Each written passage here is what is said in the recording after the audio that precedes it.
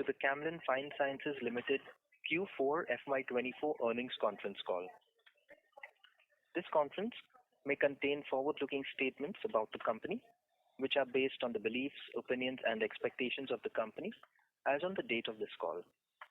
These statements are not the guarantees of future performance and involve risks and uncertainties that are difficult to predict. As a reminder, all participant lines will be in the listen-only mode. There will be an opportunity for you to ask questions after the presentation concludes. Should you need assistance during this conference, please signal an operator by pressing star and then 0 on your touchtone phone. Please note that this conference is being recorded. I now hand the conference over to the management at Camlin Fine Sciences Limited. Thank you, and over to you, sirs. Thank you. A warm welcome to you, ladies and gentlemen, to our fourth quarter earnings call. I have with me here Nirmal Momaya, Managing Director, and Santosh Parab, CFO. We will begin by Santosh giving you a brief synopsis of the quarter and the year, after which Nirmal will be there to answer your questions. So I hand over to you, Santosh. Thanks, Ashish. Good afternoon and thank you for joining us today. As you know, this call is being recorded and we make available the audio and the written transcript on our website in due course. You would have seen the results and you would have also observed the struggle of global chemical sector, which is reflecting in our results for the quarter and the year. We have seen unprecedented demand weakness across all sectors in which the company is operating. The predatory pricing and excess supply by Chinese producers have also put extreme pressure on the margins and has also resulted into geographic anomalies in the business. The price headwinds have hampered our top line. In all verticals except that of aroma, we have held on to our market share and in some cases we have in fact increased our volumes. The corresponding fall in raw material prices have to some extent helped our margins, but the fall in prices did overshoot this benefit. As we have seen, the consolidated revenue was INR 402 crores, which is 4.1% higher than the sequential quarter, but it's less by 6% than the corresponding quarter.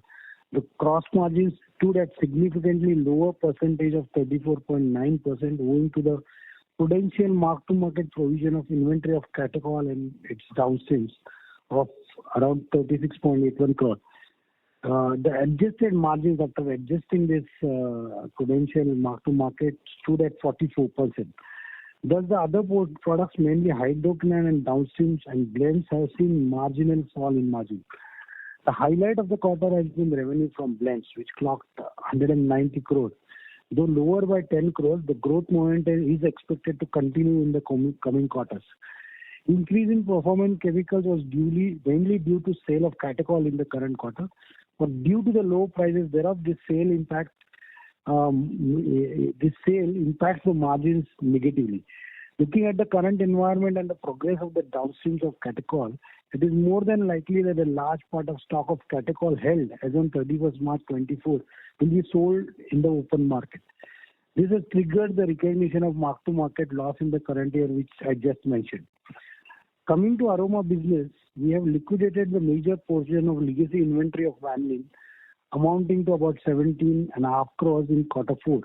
And the continuous fall in prices have forced us to recognize a mark-to-market provision for vanillin in quarter 4 as well, which I just mentioned. In the current market month, we have now started the campaign of production of methyl vanillin. In the interim, we have stabilized the production, improved the quality further to match it with the main competitor, and are planning to have consistent production to optimize the cost. Production of vanillin augurs well for the company as the impact of cost of catechol is well absorbed in the cost of vanillin, and hence we don't foresee further mark-to-market on catechol. The validation for approval is an ongoing process, and we have approved our product with significant customers in flavors and fragrances and foods and beverages. We are envisaging a capacity utilization of around 40 to 50% in FY25 and are confident of ramping up the sale to match the pricing trends and market demand. Our plant in Italy as you know, remains under shutdown. However, as mentioned in our last call, we are planning to repurpose the plant to produce alternative products such as MEHP and Goica. We are in the process of completing the designing of the repurposed plant, and it is in the process of achieving financial closure. We'll keep you apprised on the progress of this in the future. Since we have arrived at a decision to repurpose the plant, the erstwhile inventory, which mainly consisted of internally manufactured catalysts for production of diphenol, has been rendered as unusable. We have prudently recognized a one-time provision for mark-to-market for these inventories amounting to 22.8 crore. Since this does not form part of operations and being material, it has been appropriately disclosed as an exceptional item. It is a one-time impact on the financial statements. However, we see no impairment on the investment in CFS Europe as in this quarter on the basis of the circumstances we are at present. Operating costs other than foreign exchange loss have remained stable, as can be seen from the results. The consequent operational EBITDA stood at 4.47 crore only in Q4. But if this EBITDA is adjusted with the provision of inventory of catechol, it would be 10.28% of the revenue. Considering all the one-time impact, including that of foreign exchange loss, the adjusted PAT would have been positive 5.6% of the revenue. Coming down to China Wanglong, our JV partner in CFS Wanglong has reached a settlement with the litigant in the IP infringement case. This has finally paved way to produce by repurposing the existing plant to manufacture a new aromatic product, heliotropin, which is also a catechol derivative. As an abundant caution, we have recognized an impairment provision of 27 crore on the exposure of CFS Wanglong. At present, we contemplate to refurbish and restart the plant for manufacture of heliotropin in next financial year. A bit of future scenario. We would reiterate that the fundamentals of our business remain solid, and our resilience is more steadfast. With an effective addressing of legacy issues, we are in driver's position to focus on the levers which are within our control by striving to protect margins, recalibrate costs, and optimize our product mix. We are hopeful that the microeconomic indicators will ease out and will help us in our growth. The name of the game is to be resilient, remain relevant, and be ready for the growth thereafter. I will now transit back to the conductor to open the floor for questions. Thank you. Thank you very much. We will now begin the question and answer session. Anyone who wishes to ask a question may press star and 1 on their touchtone telephone. If you wish to withdraw yourself from the question queue, you may press star and 2. Participants are requested to please use handsets while asking a question. Ladies and gentlemen, we will now wait for a moment while the question queue assembles.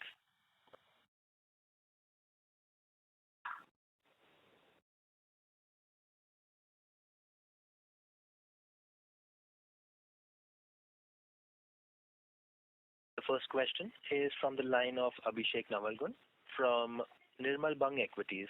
Please go ahead. Yeah, hi, so thanks for the opportunity.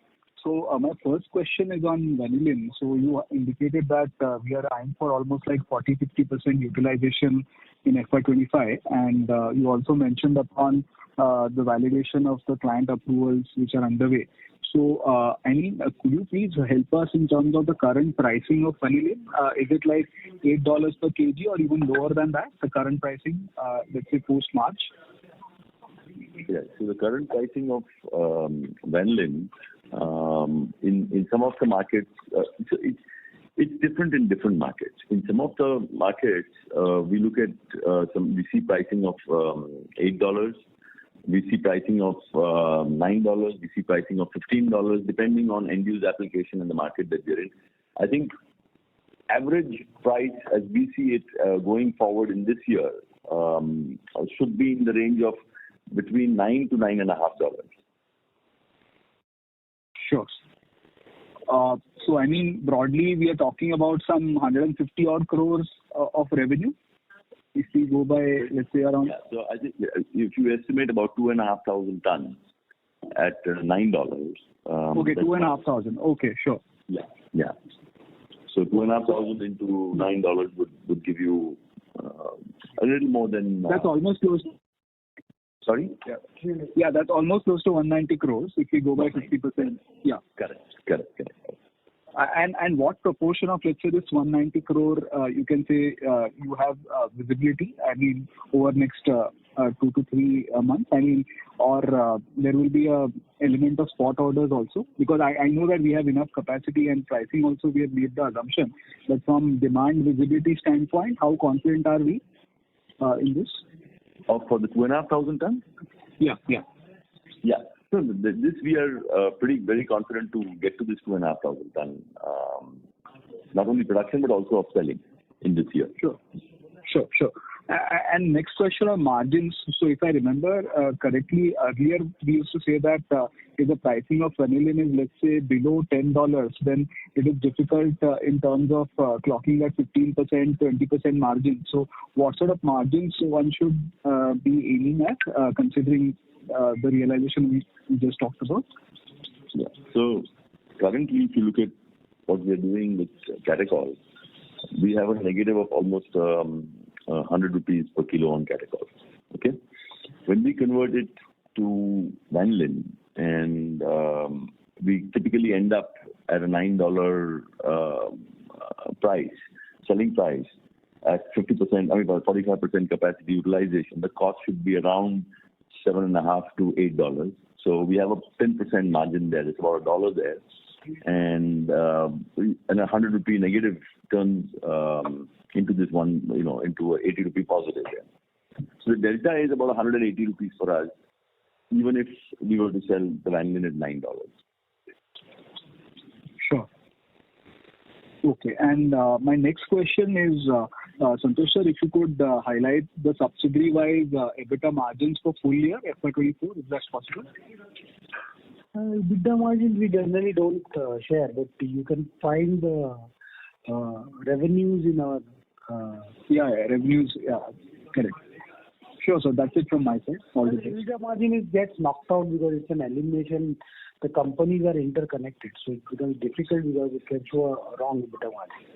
But to add to that, Abhishek, is that our subsidiaries in Americas, that is US, Mexico, and Brazil, all three are, which are in the blends business, are positive and strongly, in the high teens is the total EBITDA margin between all these subsidiaries.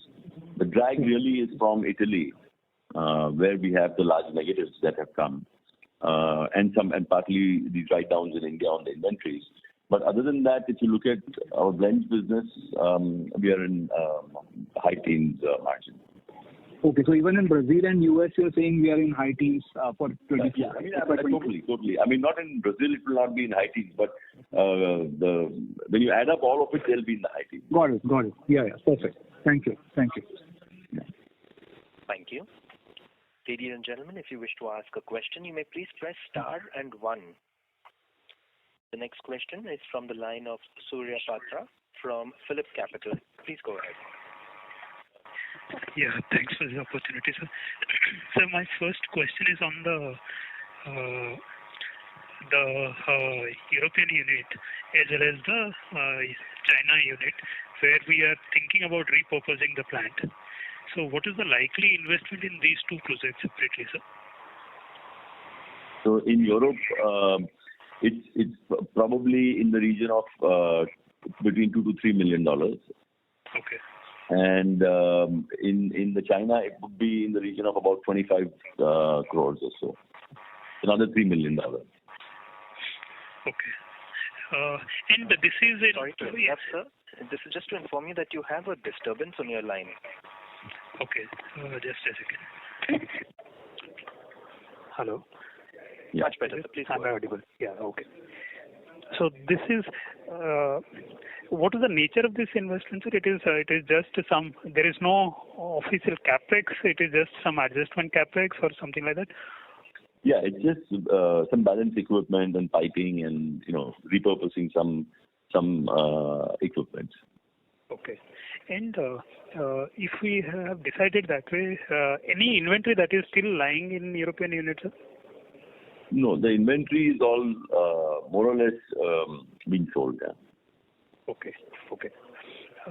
Second question is about the vanilla. See, if we are anticipating about 2,500 ton kind of this thing, around 40% kind of utilization we are anticipating. So is it driven by the long-term contract, or here we are also considering the spot business? It's a combination of both. So the long-term contracts would probably start kicking in now, some of these, and but it's a mix of both. Okay.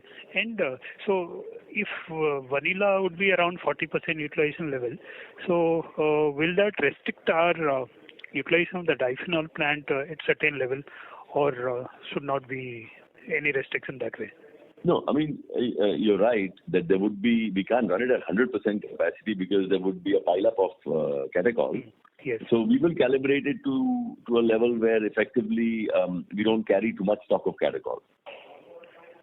Okay. So based on how much we can sell in terms of catechol, but ideally we don't, we want to convert as much as we can into value-added products.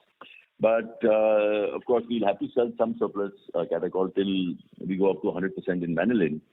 So I think operating levels will be between 80 to 85%, again subject to vanillin. If vanillin takes off and gives higher utilization, this can go up. Okay. And given the pricing situation remaining suppressed only because of the Chinese factor, at least in the catechol and the HQ, those kind of pricing scenarios. So, what means how long or this suppressed pricing situation can sustain, and there could be a possibility of we taking further M2M on our inventory. No, or that situation is over. There's no further M2M. I think whatever inventory we are holding today currently is at market price. How long will the market price be subdued is a very, very good question.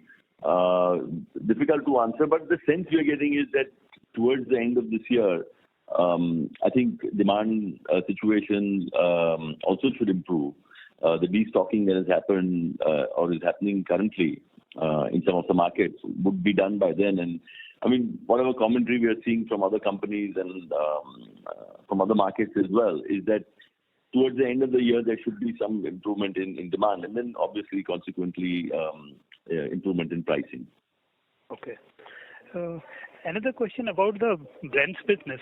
See, in fact, for the full year, if I see, it is a more than 700 crore kind of blends revenue that we have seen. And if I just, for the calculation sake, if I just consider it is a 20% kind of a margin business, then the core EBITDA, what we have seen this year is around 150 odd crores. So that is what is coming from, let's say, if it is blends. Then is it fair to believe that this year all the antioxidant operations, including the diphenolans of India, Europe, all put together have seen kind of a no EBITDA contribution? Yeah. So, I mean, of course, Italy was negative. India also was very little contribution.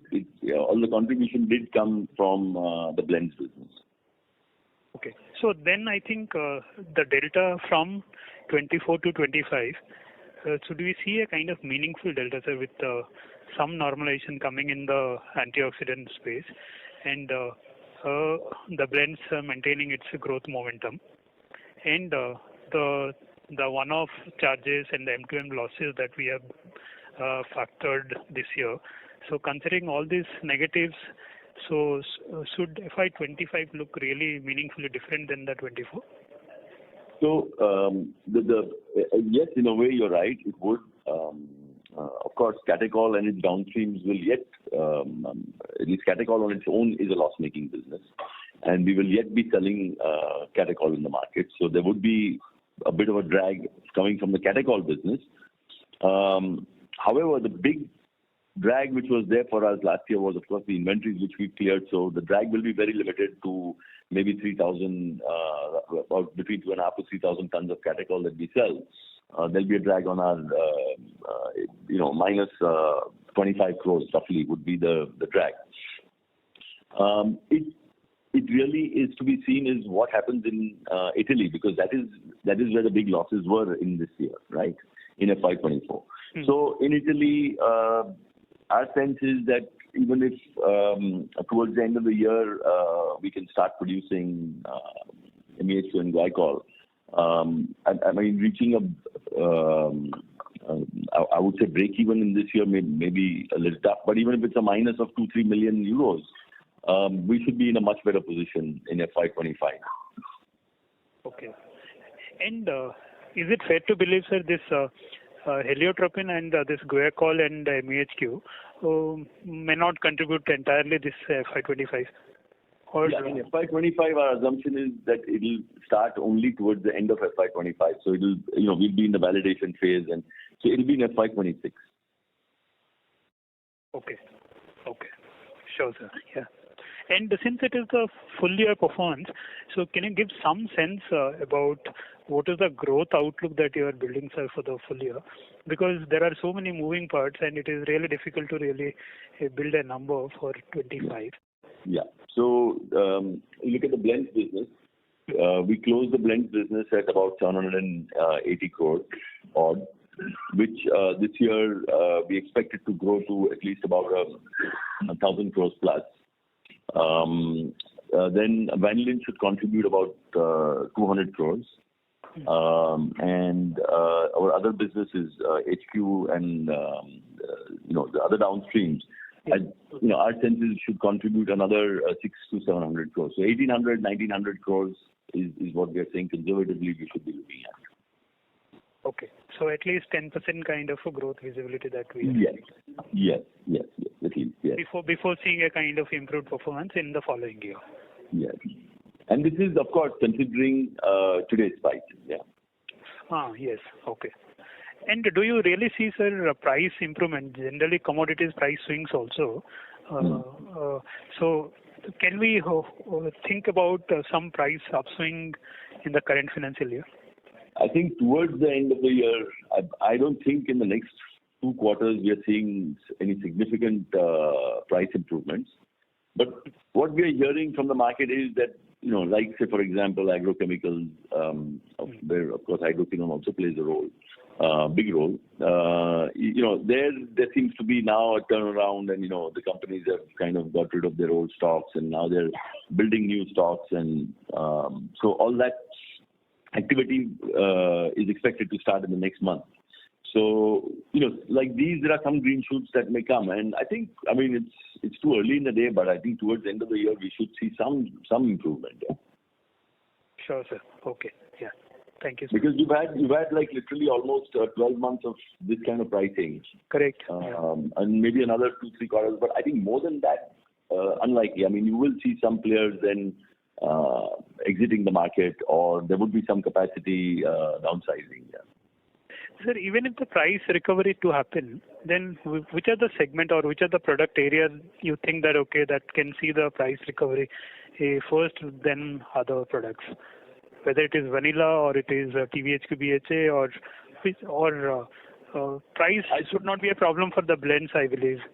Yeah, no, the blend is fine. That is okay.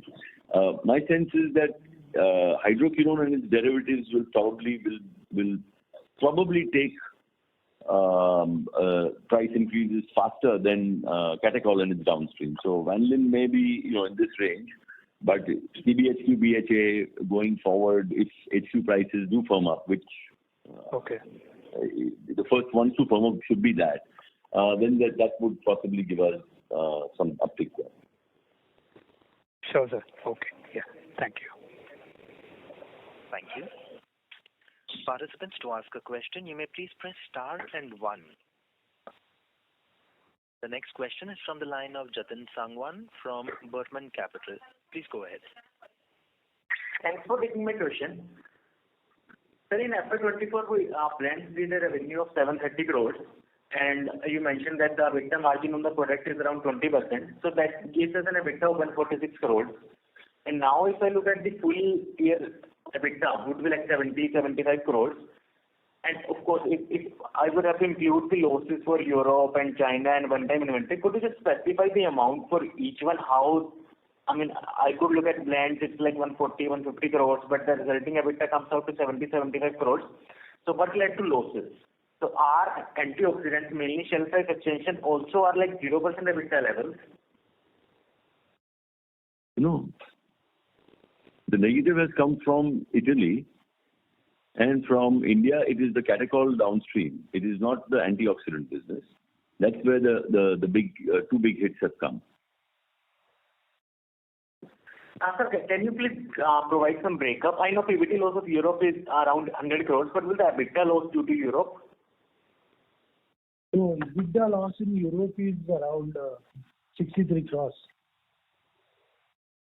And due to India, mainly catechol, and how much would that be? 36 crores is catechol and vanillin mark to market in India. And now, sir, for the next year, we're guiding for revenue for blends of 1,000 crores. That means alone from blends, we would do 200 plus crores of EBITDA. Vanillin is like 200 crores. That would give us 50 crores of EBITDA. So that would be like 250 crores of EBITDA. How much EBITDA loss would still come from Europe and China? The loss from Europe and China would probably be about 3 million or so. And this would be at EBITDA level? Yeah. Okay.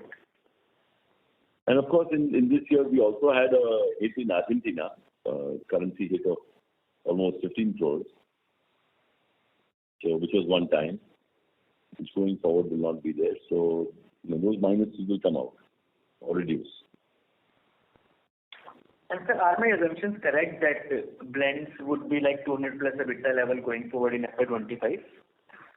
I think it will be in the high teens, like I've mentioned earlier.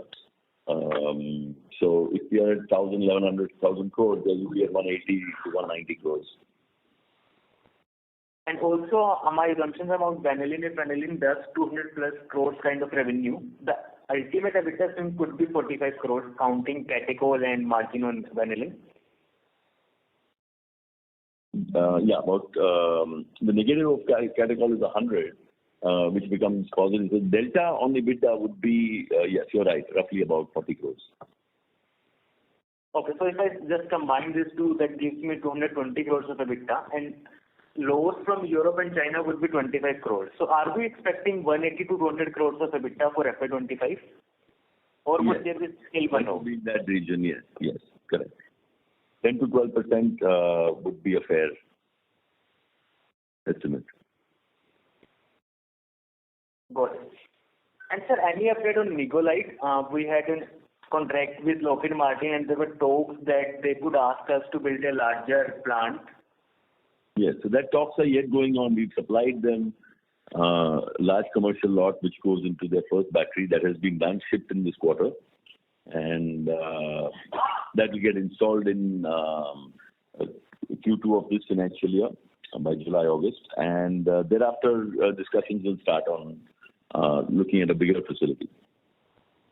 And sir, the facility that will come on board by Q4FY24, how much ton will it be? No, we'll start the discussion of what tonnage and what is the capacity requirements are. The discussion will begin in Q2. Okay, got it. And sir, just one last question around vanillin.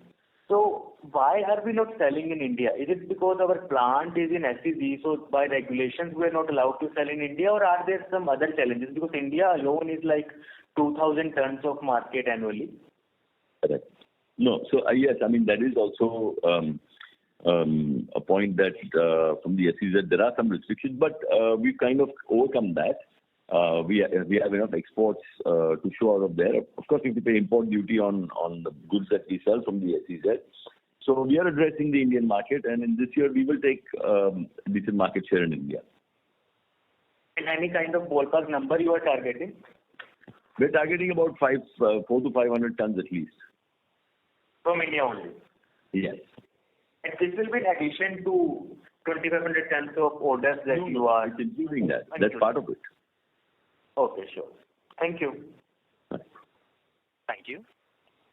Ladies and gentlemen, you may press star and 1 if you wish to ask a question.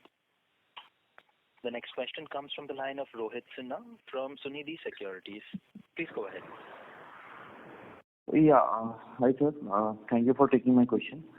One question from my side is that at what level we are currently operating at Dahej for our HQ, and what is the market outlook we will be seeing for hydroquinone, considering the Europe is shut for some time? Yeah. So right now we are working at about 80% capacity. It's not driven by hydroquinone market. It's more driven by the catechol market, because since they're joint products, we have to curtail the production. Hydroquinone, we can consume more of the hydroquinone if we produce more, but that leaves us with a problem with catechol. So that's the reason why we are working at 80%. The outlook for hydroquinone seems to be positive. The market, like I explained earlier on the agrochemical side, AgChem should start picking up. So I think there would be some uptick in HQ consumption, as well as towards the end of the year, even in pricing. Our European plant is shut. One of our competitors, American plant, is also mothballed right now. So there is capacity which is being, taken out of the market. So I think it's a matter of time. Okay. And if I heard correctly, I think you said that Europe, we have ultimately sold out all the inventories that we have in Europe. So practically from next quarter, might be there would be no sales. Is that correct? So hydroquinone inventory has already been liquidated from Europe. There could be very small inventories, a few hundred tons. But mainly all the hydroquinone catechol inventory has been liquidated by the state. Okay. And if we look at the numbers, so we have done flattish kind of sales or top line despite a significant price correction in last year. So can you help us with what kind of volume increase there was, and roughly how much prices are down on Y&Y basis? So as far as TBHQ and BHA are concerned, our volumes have grown. The same volumes have grown by around 10 to 15% this year. If you see the sale prices in 23, the average selling prices were in the range of $13+, which have come down to average realization in FY24 was $9.5. But at the fag end of the year, the TBHQ prices are as down as $8.5. Because we started the year at high, we got $9.37, $9.5. BHA was also the same story. It was $13.5 in 23, which started coming down. We realized around $10.5, $10.8 in 23, and here also the 24 in FY24 we did 10.5, 10.8, and here also the fag end of the year the prices are falling. At present we are somewhere in the range of $9. So we did lose on. We did gain on volume, but we did lose heavily on the pricing front, because the prices went down by 20 to 25%, but the volume increased by 10%. So we did hold on to our share in this two big market. As far as hydroquinone is concerned, in 24 we had hardly any production from Europe, and as Nirmal was saying, that entire hydroquinone is manufactured in the area is internally consumed. So in market we had almost entire year's production of hydroquinone last year. This year we only had 3 years, so those numbers are not comparable. And in any case, hydroquinone prices have come down from $9-10 in 23 to average $7 last year, and now the prices are at $4.5, $5. So overall, the catechol is the only thing where the price didn't. There also the price went down. It came from $2 to sub $1 in 23, and it's further down now. So the prices have been down. We did get some hold on to our share, and in some of the products we did increase our share. Okay, that's good. Lastly, on the Brazil and North America side, I mean, there we have been gaining decent revenue. Especially for North America, are we at EBITDA positive level this quarter? Yes. Okay. And these price increase or whatever contract we have gained in Brazil and North America should, I think, gonna continue also going forward as the prices would slightly improve as we are expecting in the second half. There would be a decent growth, should be a decent growth in these subsidies as well. Am I right? Yes, you're quite right. In North America, as we have seen in the presentation, we have almost gone up by 200%. In 85 turnover has become 255. So there is a growth, and we will be holding on to this sale, and we'll be adding further more in Brazil. And in Brazil also the growth thing will remain. Brazil. So in Brazil also last year we did around 112. We are almost more than 150 crores this year.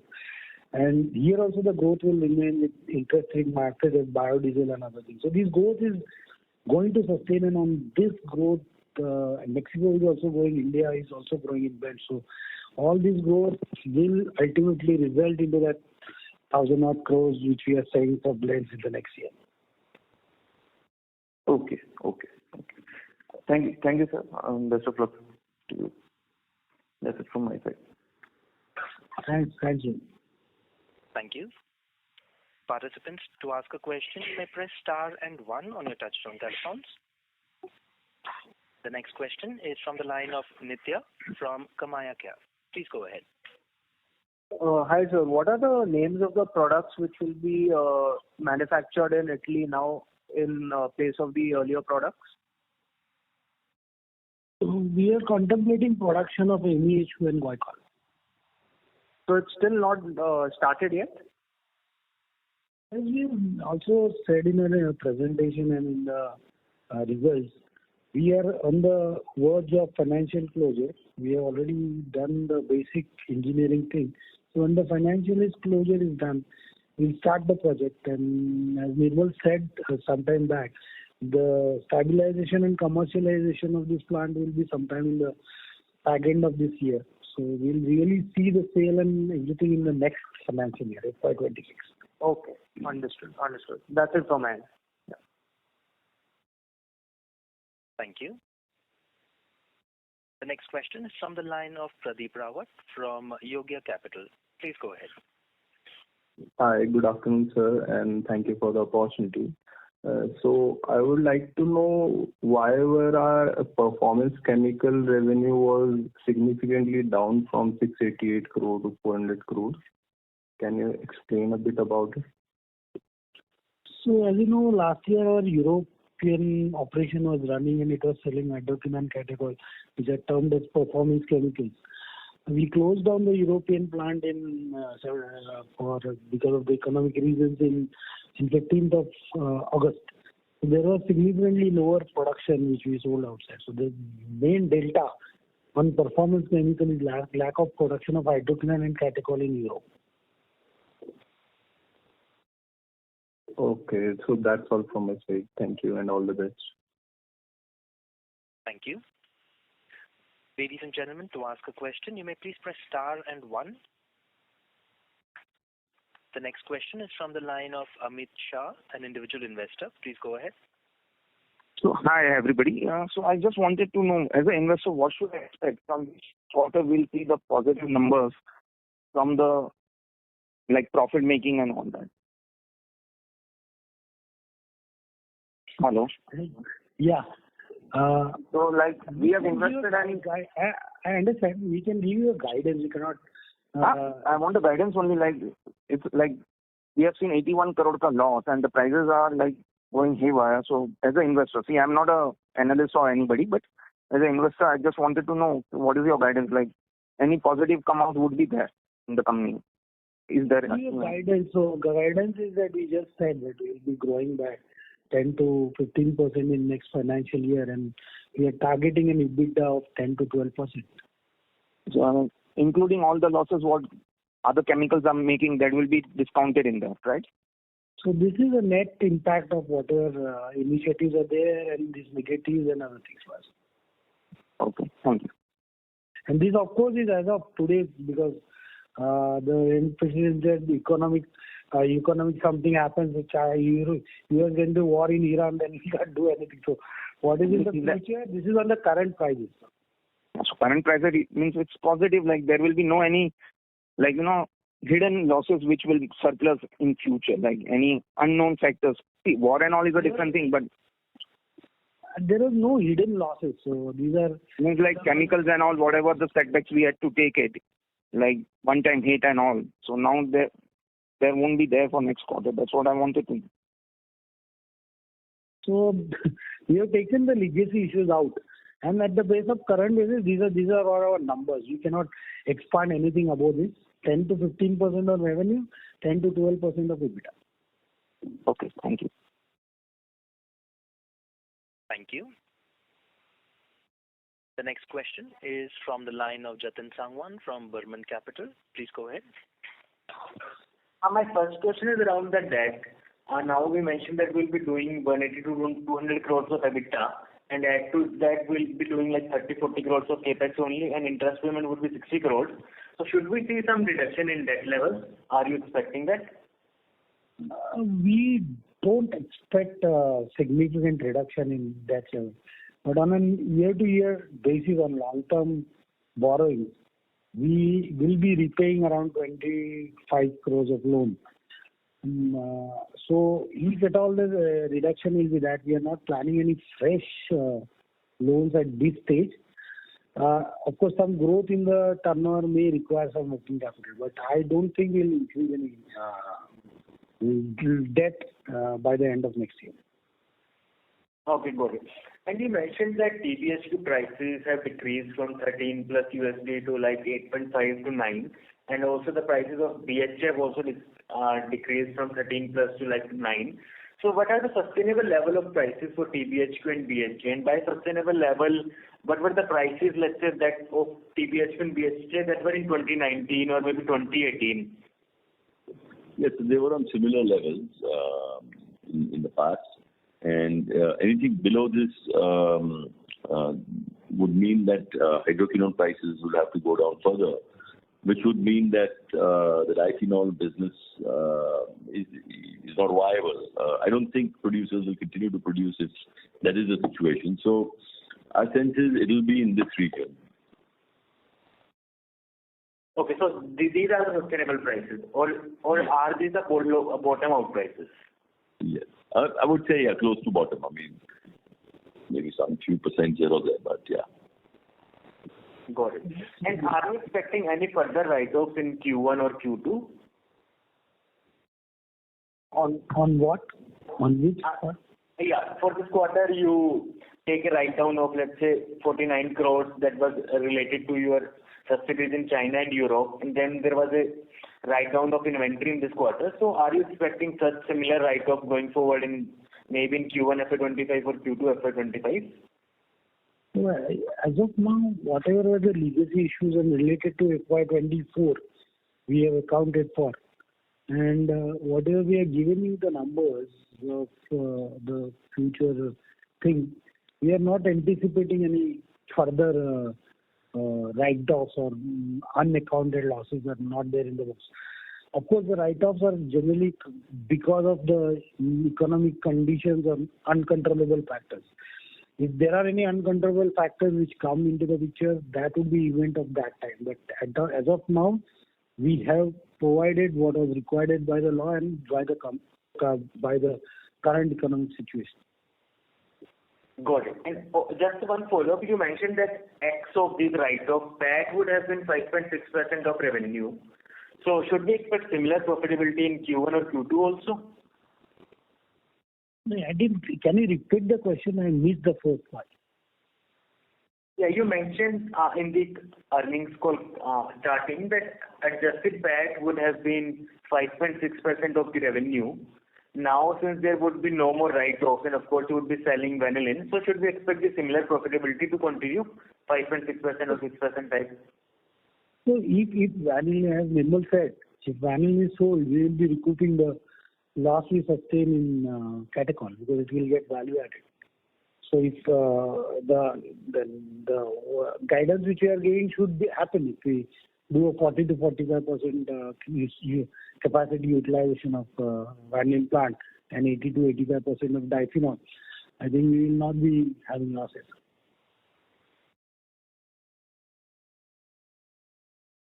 And what kind of capacity utilization are you expecting specifically, let's say in Q1 and Q2? For the full year, I know it's 40-50. With the same capacity utilization, only thing is vanillin, sale of vanillin is skewed more toward the last 2 quarters. Okay, got it.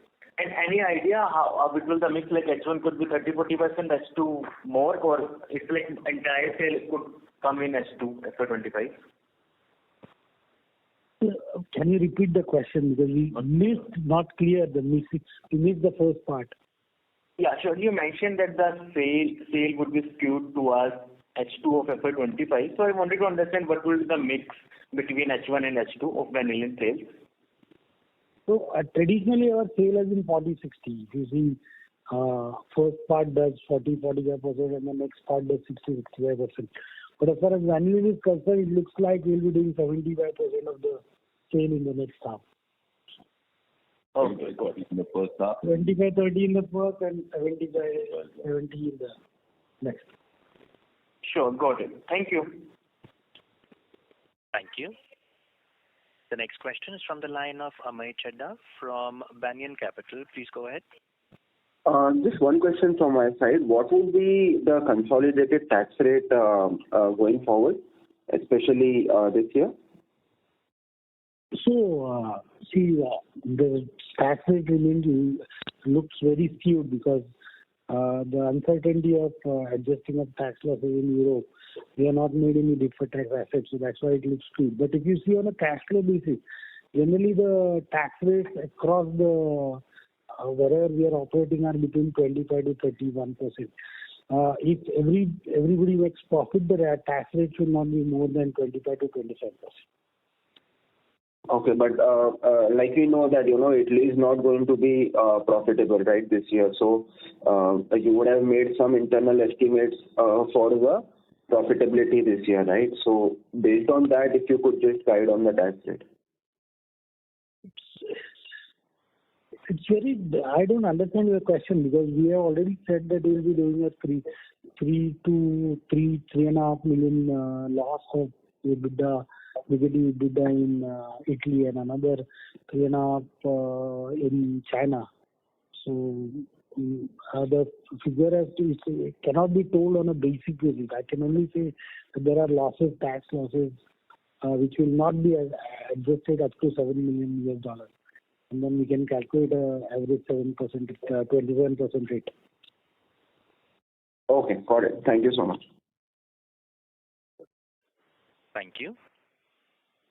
Ladies and gentlemen, that brings us to the end of the question and answer session. I would now like to hand the conference over to the management for closing comments. Over to you, sirs.